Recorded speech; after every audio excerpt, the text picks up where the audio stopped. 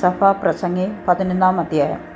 നിന്റെ അപ്പത്തെ വെള്ളത്തിന്മേലെറിക, ഏറിയ നാൾ കഴിഞ്ഞിട്ട് നിനക്ക് അത് കിട്ടും. ഓരോഹരി 7 8 വിഭാഗിച്ചുകൊള്ളുക. ഭൂമിയിൽ എന്തെനർത്ഥം സംഭവിക്കുമെന്ന് നീ അറിയുന്നില്ലല്ലോ. മേഘം വെള്ളം കൊണ്ട് നിറഞ്ഞിരുന്നാൽ ഭൂമിയിൽ പെയ്യും. വൃക്ഷം തെക്കോട്ടോ വടക്കോട്ടോ വീണാൽ വീണെടുത്ത് തന്നെ കിടക്കും.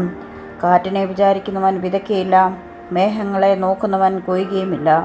കാറ്റിൻ്റെ ഗതി എങ്ങോട്ടെന്നും ഗർഭിണിയുടെ ഉദരത്തിൽ അസ്ഥികൾ ഉരുവായി വരുന്നത് എങ്ങനെയെന്ന് നീ അറിയാത്തതുപോലെ സകലവും ഉണ്ടാക്കുന്ന ദൈവത്തിൻ്റെ പ്രവൃത്തികളെ നീ അറിയുന്നില്ല.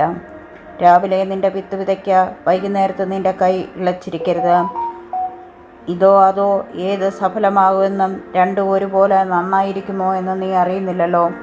വെളിച്ചം മനോഹരവും സൂര്യനെ കാണുന്നത് കണ്ണിന് ഇമ്പമാകുന്നു.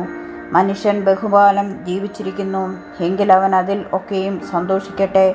എങ്കിലും അന്ധകാരകാലം ദീർഘമായിരിക്കും എന്നും അവൻ ഓർത്തുകൊള്ളട്ടെ. വരുന്നതൊക്കെയും മായയത്രേ.